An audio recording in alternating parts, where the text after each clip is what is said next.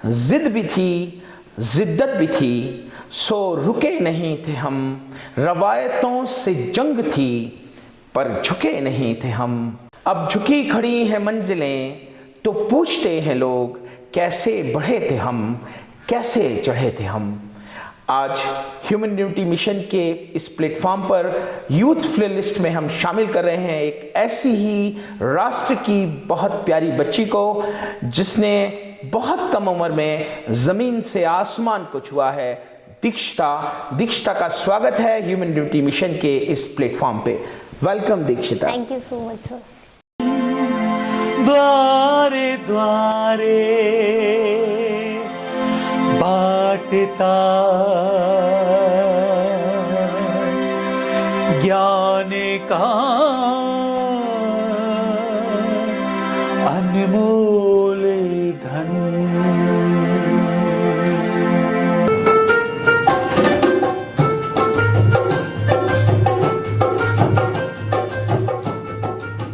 ये झगड़े धर्म घात के, ये भेद जात पात के, ये झगड़े धर्म घात के, ये भेद जात पात के।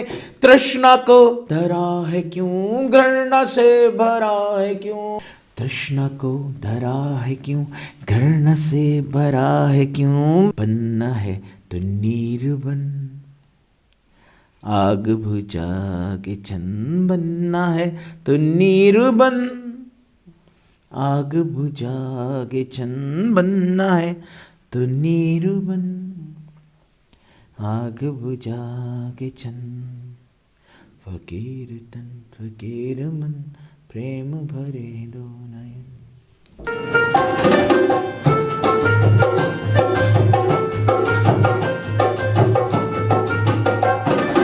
अपनी अपनी गांठता दादागिरी छांटता। अपनी अपनी गांठता दादागिरी छांटता। दुनिया तुझ में क्यों ढले, तेरी मर्जी क्यों चले। दुनिया तुझ में क्यों ढले, तेरी मर्जी क्यों चले। बनना है तो नीर बन, सब में घोर आग छन। बनना है तो नीर बन, सब में घोर आग छन। फकीर तन फकीर मन, प्रेम भरे दो नयन। फकीर तन फकीर मन, प्रेम भरे दो नयन। द्वारे द्वारे बांटता, द्वारे द्वारे बांटता।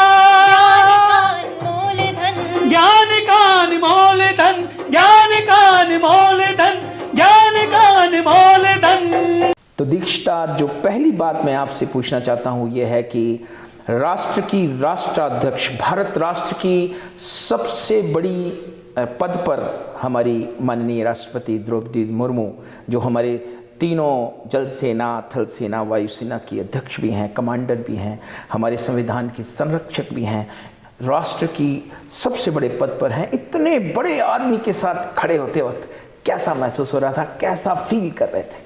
सर बहुत ही ओवरवेलमिंग फीलिंग थी, क्योंकि आप जिनको रोज टीवी में देखते हो उनके साथ खड़े होना इज लाइक कि it's like a dream come true. Yes, आपको रोज ऐसा मौका नहीं मिलता है। And you got to know that उनका वे कैसा है जब वो आती है, उनके कितने प्रोटोकॉल्स वगैरह फॉलो किए जाते हैं। तो ये सब बहुत ही इन्फॉर्मेटिव है और ये आगे भी काम आता है। एंड इनफैक्ट ये तो एक ऑनर ही है कि आप उनके साथ खड़े हो। And I can't just express this in words, like yes, it was very overwhelming. मतलब उस समय जिस समय आप उनके साथ थे, उस समय आपके अंदर की कैसे फीलिंग हो रही थी आपको? मुझे लग रहा था कि बस अब मतलब आसमान छू लिया। लाइक आप उसके साथ उससे ज़्यादा कुछ एक्सपेक्ट ही नहीं कर सकते। वो पूरे इंडिया की सबसे बड़ी फर्स्ट पर्सन ऑफ इंडिया है, तो उनसे बड़ा तो कोई हो ही नहीं सकता।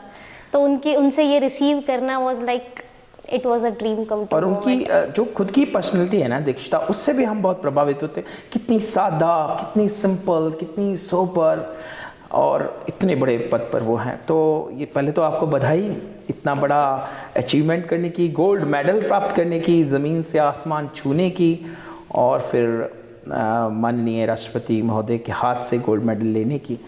तो आपको बहुत बहुत बधाई। तो मैं आपके बारे में, क्योंकि लाखों बच्चों तक आपकी ये प्रेरणा जाती है जब आप अपने ऐसे बड़े अचीवमेंट्स करते हैं।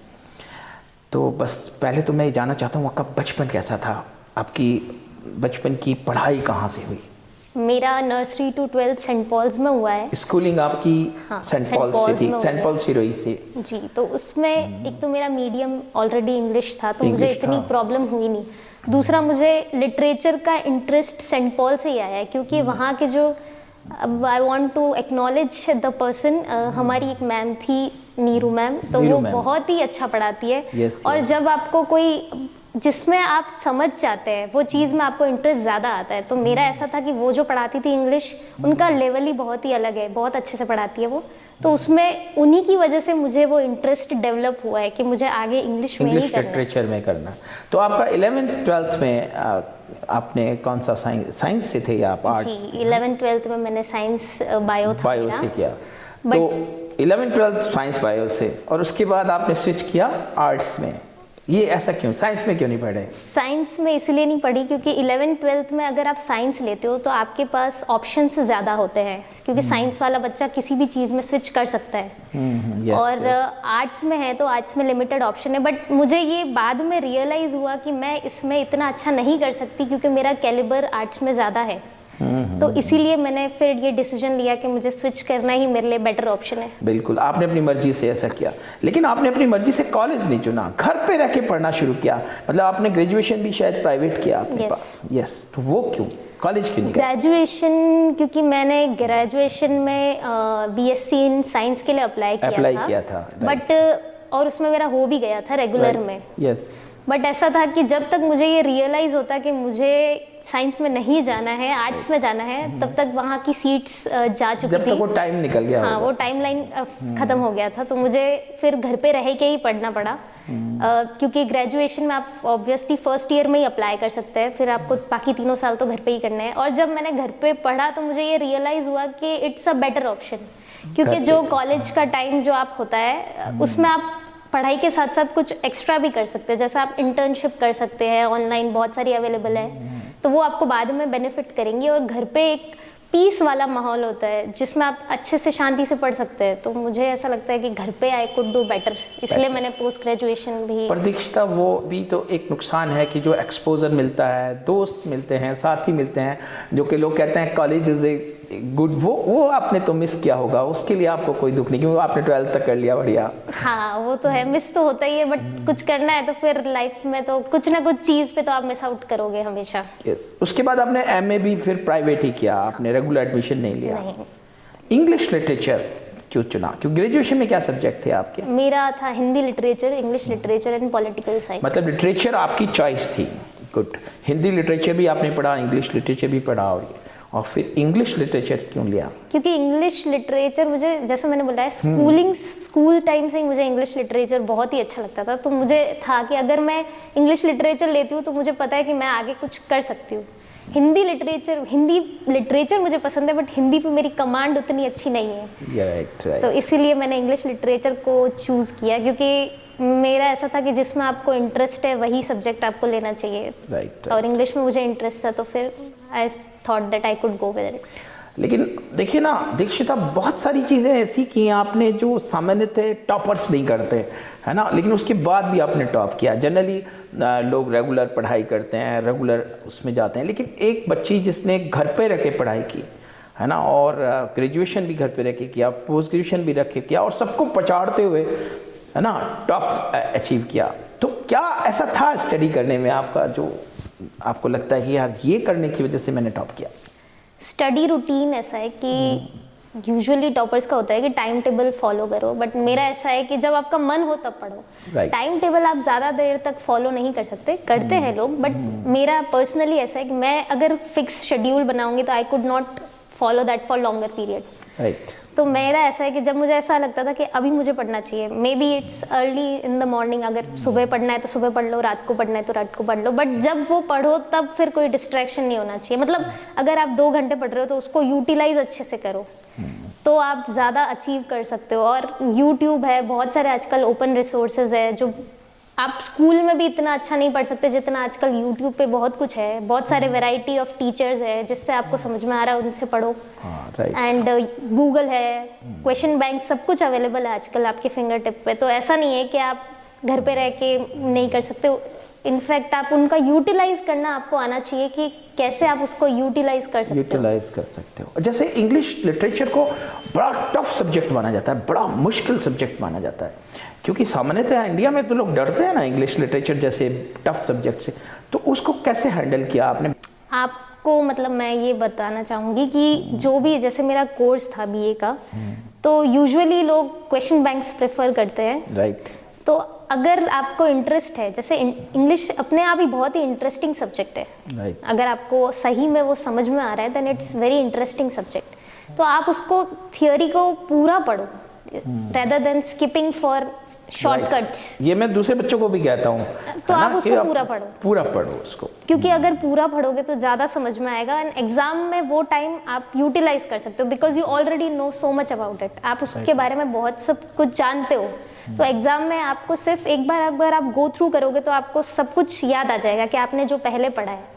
तो इसीलिए जो टाइम आपको मिल रहा है उसमें स्टार्टिंग में शॉर्टकट्स नहीं लेने चाहिए, आपको उसको पूरा अच्छे से पढ़ना है। जैसे अगर नॉवेल्स है, पोइट्री है, तो उनकी डेप्थ को स्टार्टिंग में समझो। मतलब नॉवल को पूरा पढ़ा आपने? हाँ। वो जो नॉवल उसके अंदर सब्जेक्ट में है, भले ही उसका एक पोर्शन हो, लेकिन आपने उस नॉवल को पूरा पढ़ा, कहानी को पूरा पढ़ा। तो यही आपका एमए में ये था टॉपर होने का कारण कि आपने जो लिटरेचर थे उनको पूरा पढ़ा। राइट। बहुत अच्छा। और अब क्या बनने का सोचा?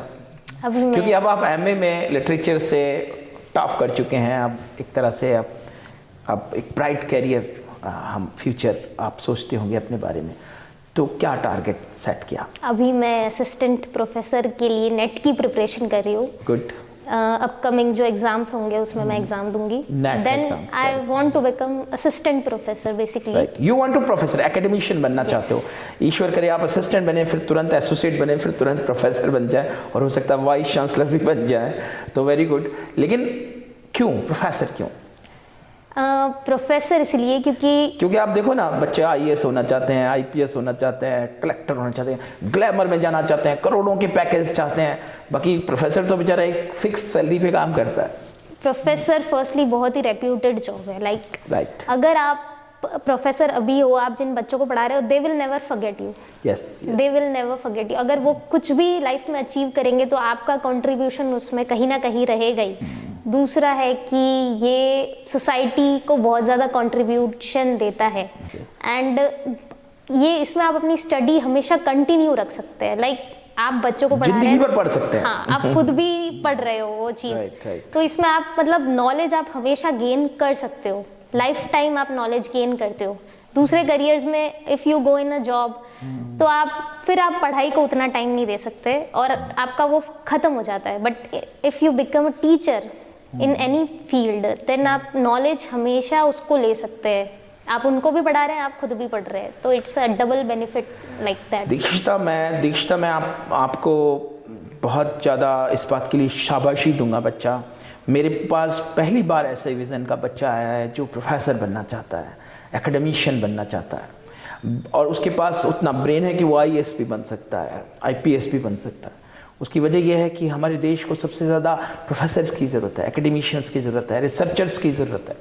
क्योंकि ये एक कलेक्टर बनके या एक एसपी बनके आप एक छोटे मोटे समाज को फ़ायदा दे सकते हैं, लेकिन एक एकेडमिशियन बनके आप बहुत बड़े समाज को फ़ायदा देते हैं। तो ये तो मेरी बहुत बहुत शुभकामनाएं हैं कि आप नेट क्वालिफाई करें, उसके बाद पीएचडी करने का है। नेट क्वालिफाई करने के बाद तो आप असिस्टेंट प्रोफेसर सीधे लग सकते हैं शायद। यस, प्राइवेट में लग सकते हैं। राइट। एंड साथ में पीएचडी भी आप अपनी कंटिन्यू कर सकते हैं। तो आप पीएचडी करना चाहते हैं? Yes. इंडिया से या बाहर से?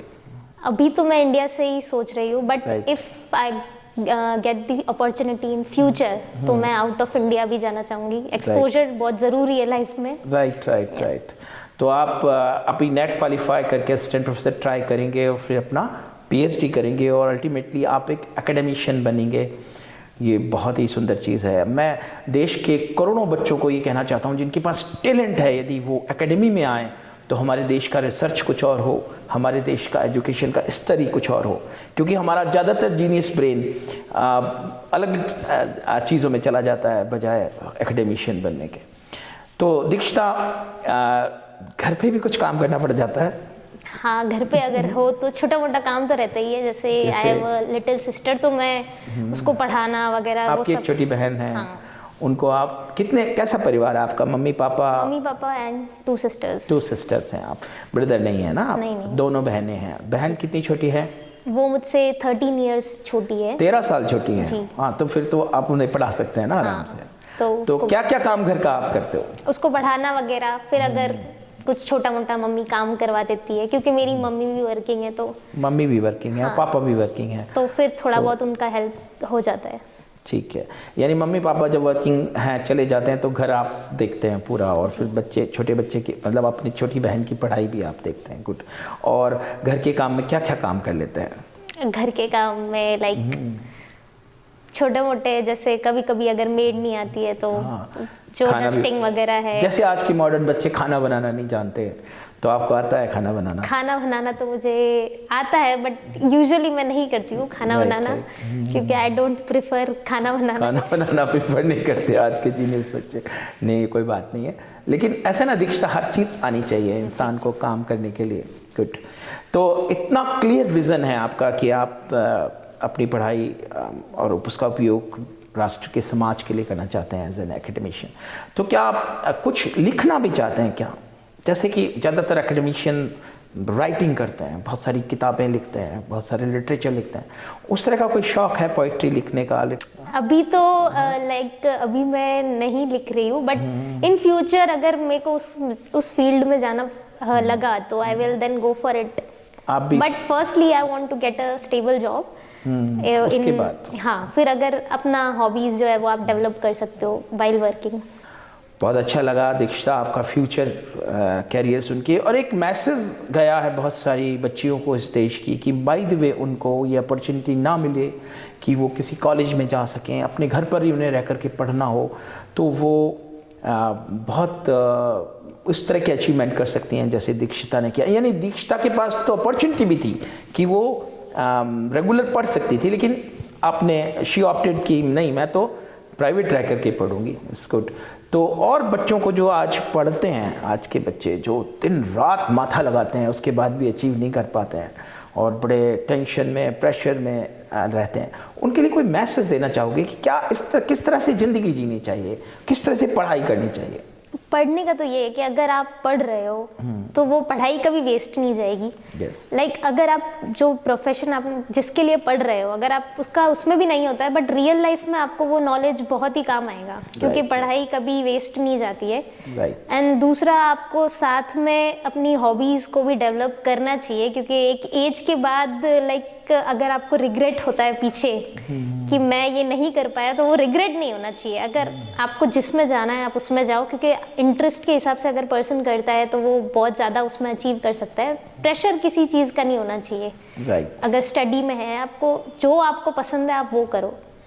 तो प्रेशर अगर है तो आप वो नहीं कर पाओगे, बट जैसा मेरा है तो मुझे इंग्लिश पसंद है, जो चीज़ आपको पसंद है आप उसमें करोगे तो you will definitely achieve greater achievements in your life. तो दीक्षिता, एक बात और भी है कि आप एक ट्रेडिशनल राजपूत फैमिली से आते हैं, तो वो राजपूत फैमिली में जो ट्रेडिशंस हैं और जो मॉडर्न बच्चों की सोच है, उस डिफरेंस पर आप कुछ बोलना चाहोगे? क्या चेंजेस होने चाहिए सोसाइटी में? ना सिर्फ आपकी सोसाइटी में नहीं, बल्कि इन टोटलिटी हिंदुस्तान की सारी सोसाइटी में बच्चों को क्या अपॉर्चुनिटी और मिलनी चाहिए आपके हिसाब से जो नहीं दी जा रही है? लाइक मेरी फैमिली तो फिर भी थोड़ी लिबरल है। एकेडमिशियन है, दादाजी तो शायद आपके एकेडमिशियन थे ना? जी, बट मैंने बहुत सारी फैमिलीज में देखा है कि वो लोग ऐसे बाहर नहीं भेजते हैं पढ़ने वगैरह। तो ऐसा नहीं है, अगर आप बाहर जाओगे तो एक्सपोजर बहुत है, एक्सपोजर मिलेगा तभी इंसान कुछ आगे कर सकता है। तो जो वो पढ़ना चाहते हैं उनको पढ़ने दिया जाए। लाइक ऐसा नहीं है कि बस अब एज हो गई then get married, have a family, ऐसा नहीं है। इंसान को उसके आगे भी बहुत कुछ है लाइफ में।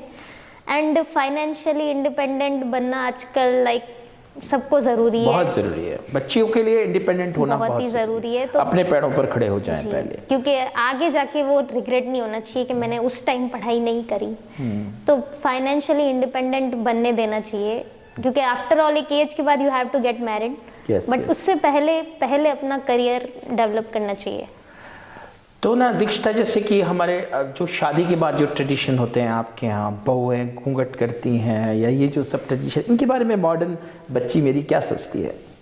नहीं, मतलब मेरा ऐसा है कि अगर घूंघट वगैरह तो अभी बंद हो जाना चाहिए, लाइक बंद हो रेस्पेक्ट जाना है, चाहिए। हाँ रेस्पेक्ट है तो वो ऐसे भी रेस्पेक्ट दिखता है। राइट। अगर आप उनको बाउंडेशंस लगाओगे तो अंदर कहीं ना कहीं वो चीज़ नेगेटिवली इफेक्ट करेगी कि ये फिर वो आपको इतना रेस्पेक्ट नहीं दे पाए शायद, भले ही वो आपके सामने घूंघट निकाल दे, बट अंदर वो जो अल्टीमेट, ये ऐसा कहते हैं ना, फैमिली में जो बॉन्डिंग होती है वो नहीं रहेगी।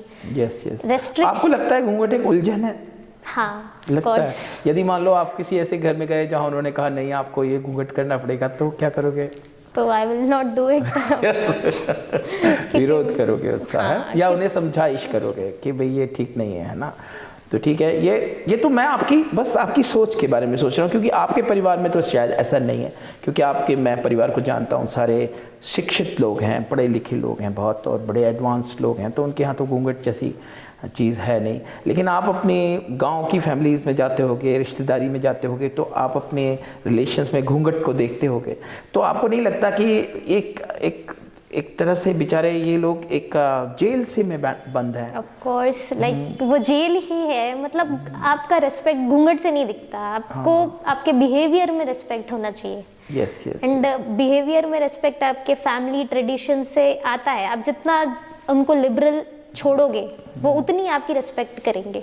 Yes yes. और जितना बाउंडेशन क्रिएट करोगे तो कहीं ना कहीं वो आपको like they will think you of as a enemy और समथिंग लाइक दैट, कि ये मेरा अच्छा नहीं सोचते हैं, तो इसीलिए उनको खुला छोड़ना चाहिए। लाइक एक चीज़, एक ये पक्ष हुआ जो दीक्षिता, मैं आपके ब्रेन को जानना चाह रहा हूँ, आपकी समझ को जानना चाह रहा हूँ, क्योंकि आप जीनियस बच्चों में हैं, कि एक ये पक्ष हुआ जिसमें ट्रेडिशन हमें रेस्ट्रिक्ट करते हैं घूंघट में, दूसरे अच्छे काम करने में। हमारी बच्चियां जो पढ़ी लिखी भी हैं वो अपने पढ़ाई का कोई उपयोग नहीं कर पाती जब शादी हो जाती है उस तरह।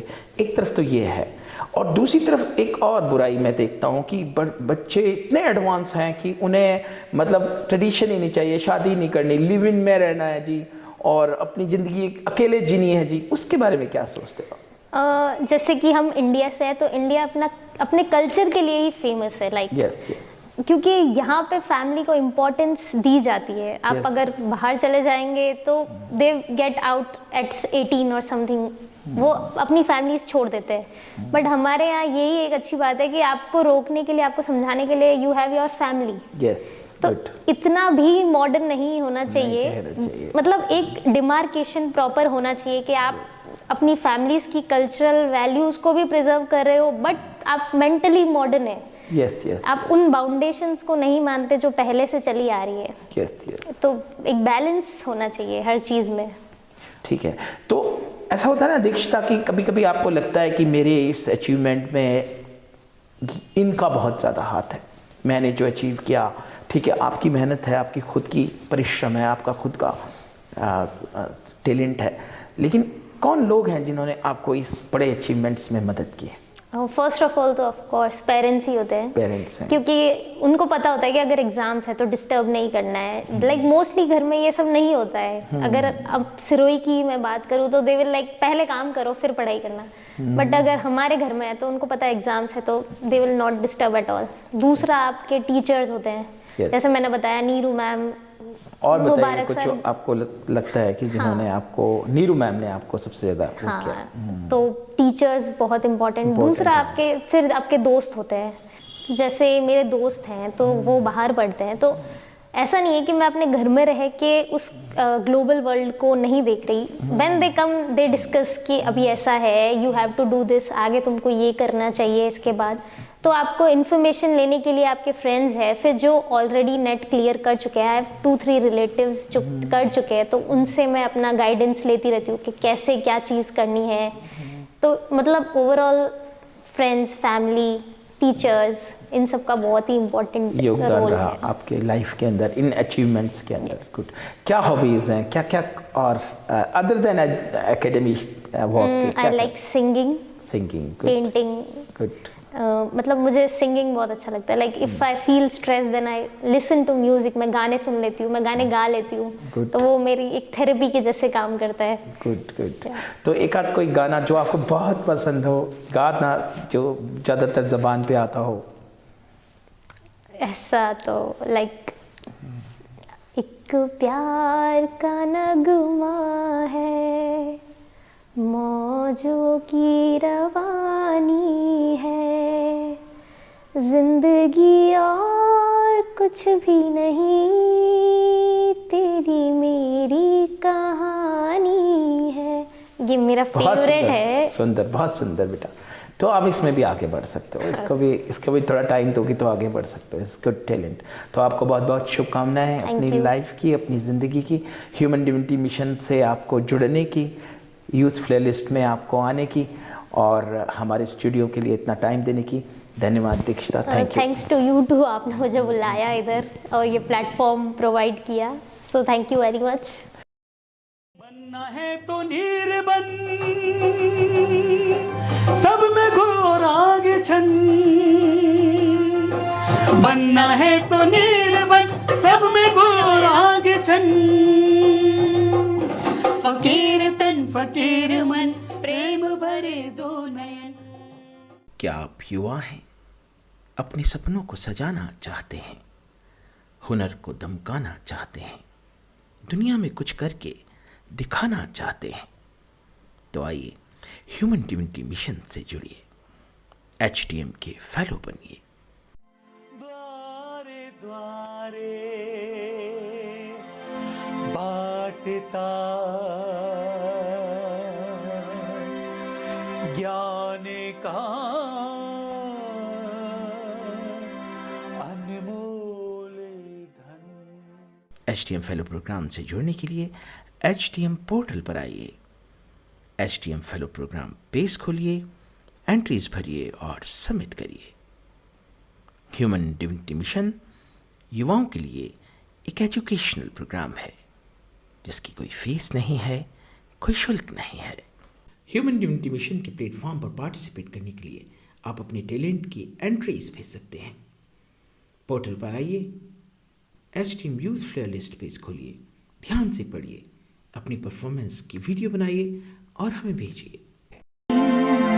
द्वारे द्वारे बाटता ज्ञान का अनमोल धन।